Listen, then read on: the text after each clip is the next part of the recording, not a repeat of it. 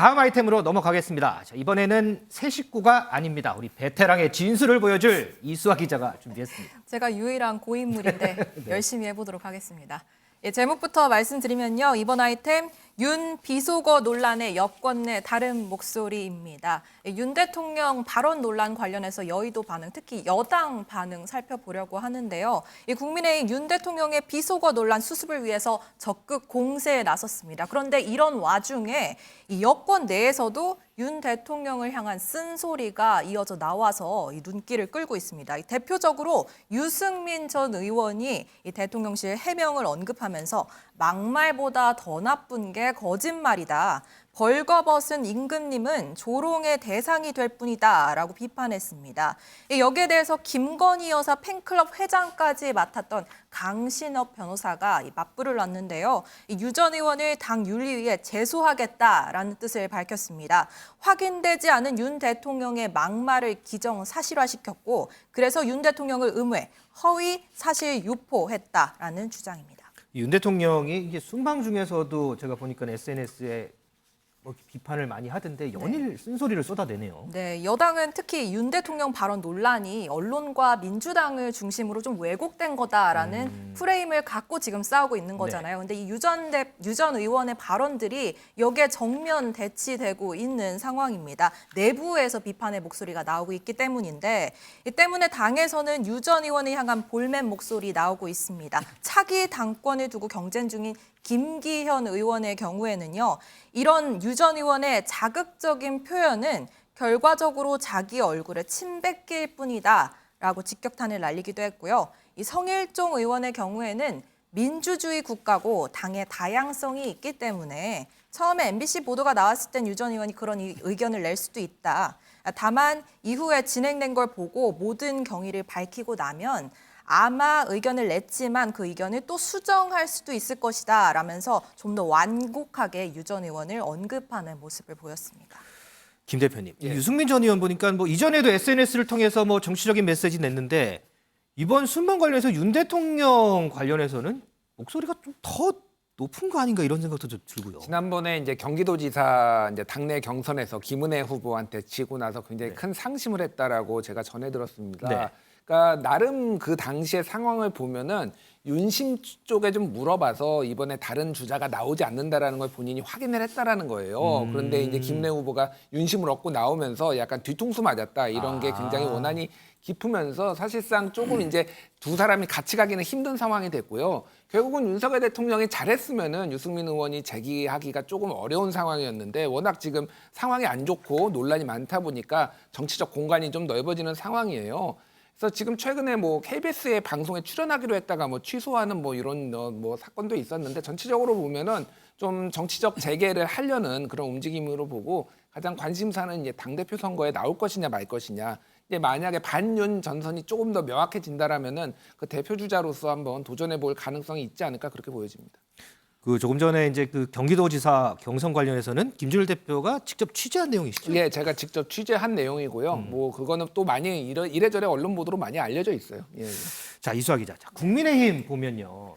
자, 내일 모레 당의 명운을 가를 수도 있을 것이다라는 법원 심리가 있어요. 조금 전에 이제 김기현 의원 얘기도 했지만 때마침 이게 당권 주자들 목소리가 좀 커진다면서요, 요즘에. 네, 이준석 전 대표가 정진석 비대위원장이 제2의 비대위를 상대로 낸 가처분 신문 기일이 오는 28일에 잡혀 있습니다. 그러니까 이 가처분이 만약 인용이 된다면은 또다시 한번 여당 지도부가 좌초될 수 있는 그런 위험에 처해 있다고 봐야 되겠죠. 그렇기 때문에 이 차기 당권 주자들의 움직임이 더 바빠지는 듯 보이는데요.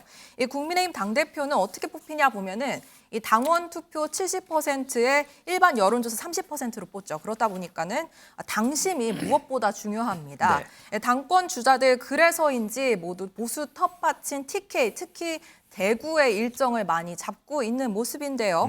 일단 친윤계에서는 윤상현 의원이 28일에 그리고 김기현 의원이 30일 날 대구를 찾습니다. 강연과 특강 일정을 잡아놓은 상황이고요.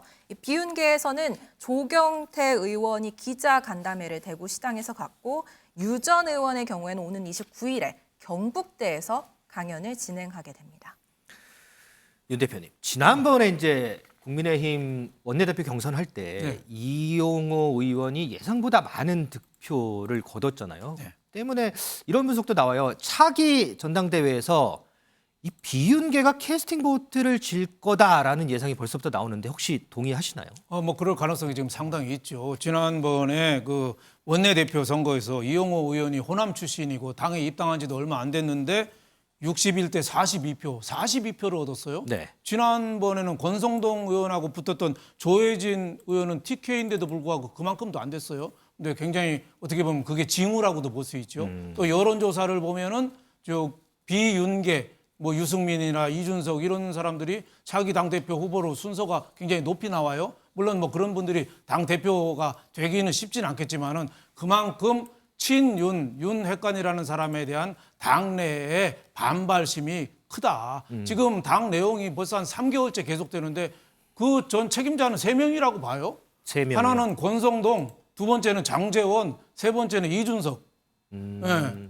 권성동, 장제원은 대통령을 어떻게 뭐 호가호위했잖아요. 그러면서 자기 세력을 넓히고 청와대 비서관 막 집어넣고 여러 가지 한 거 아니에요? 그리고 비대위 설치라든지 권성동 원내대표가 사실은 처음부터 거리를 선언했으면은 바로 비대위 가서 이렇게 가처분 소송까지 안 갔거든요. 그러니까 서로 권력 투쟁하다가 지금 당이 3개월, 4개월째 이렇게 쪼개진 거죠. 그래서 저는 이 표심 밑에는 친윤에 대한 그 반발심이 상당히 있어서 앞으로 그 균열로 나타날 수는 있다. 다만 이제 전당대회에서 당심이 70%, 네. 여론이 30%니까 아직은 당심이 70%라 이거를 바위를 깰 수 있느냐 안 깼느냐는 앞으로 좀 추이를 좀 더 지켜봐야 될 것 같습니다.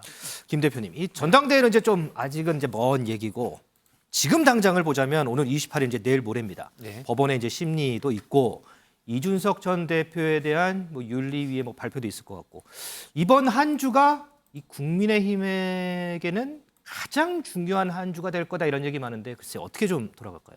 일단 그러니까 지난번에는 신문을 한 다음에 일주일 있다가 발표했거든요. 네. 근데 이번에는 빨리 발표할 수도 있다 관측이 나와요. 왜냐면 충분하게 지금 이게 한번 연기가 이 두 차례 신문을 하면서 그래서 정진석 호의 어떤 지금 운명이 걸렸다라는 거고 만약에 인용이 될 경우에는 판사가 같습니다. 지금 같은 재판부기 때문에 일관성을 유지하기 위해서는 인용될 가능성을 배제할 수 없고 인용이 된다라고 하면은 당이 아마 경랑으로 빠질 가능성이 매우 높다고 봐야 될 것 같습니다. 제가 하나 이제 궁금한 게 이준석 대표가 뭐 본인도 지금 중요한 고비에 있잖아요. 그런데 자꾸 이제 당원 가입하라고 SNS 올려요. 이거는 무슨 이유 때문에 그런 거예요? 그러니까 결국은 이제 화력전을 이렇게 길게 보는 거죠. 이준석 대표가 평소에 하는 얘기가 이 당원의 구성 자체가 너무 한쪽으로 쏠려 있다 이런 얘기들을 해서 좀 이제 뭐 소위 말하는 중도 보수가 많이 들어와야지 당이 체질이 바뀐다라는 얘기를 평소에도 했기 때문에 길게 보고 당장의 어떤 뭐 이건 당권이나 그런 게 아니라 길게 보고 좀 어떤 전쟁을 준비하는 것 같습니다. 자, 어찌됐든 이 당권 경쟁에 앞서서 저희가 지금까지 얘기했던 오늘 28일 법원 심리라든지 이준석 전 대표에 대한 윤리위의 뭐 추가 징계 내용들 이런 부분들에 먼저 좀 관심이 쏠리는 건 분명해 보입니다.